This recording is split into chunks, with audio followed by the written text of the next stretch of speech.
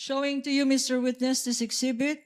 It is an acknowledgement receipt in the name of Mary Grace Piatos for the amount of 70,000 pesos. Please peruse this document and tell us if this is among the acknowledgement receipts that you said you received and evaluated based on the submissions of the Office of the Vice President.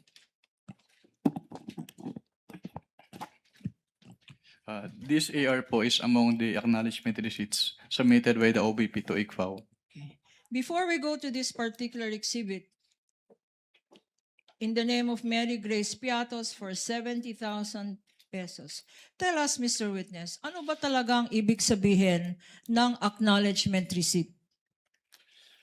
Well, kapag sinabing acknowledgement, actually wala siyang provision dun sa joint circular, pero ito kasi ay parang proof of na-receive noong payee yung binayad sa kanya.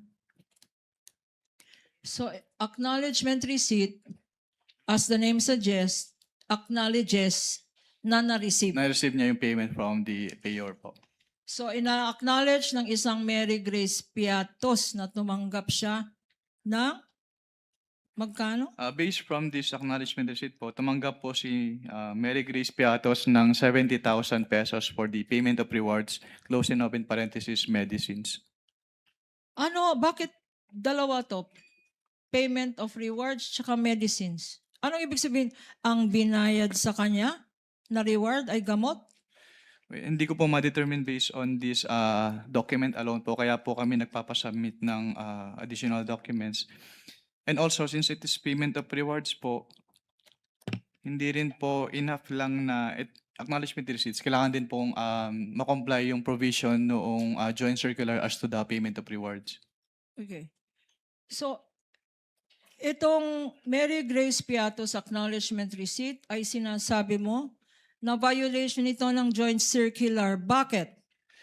Dahil hindi po ito properly supported by document evidencing success po, which is required under 4.8.5 of the Joint Circular 2015-01. Okay.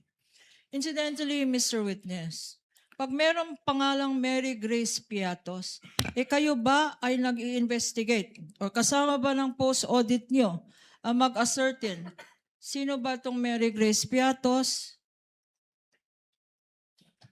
Since what we do po is compliance audit, so ang nagiging basehan lang po namin ng audit ay kung ano yung nakalagay or piniprescribe ng Joint Circular 2015-01.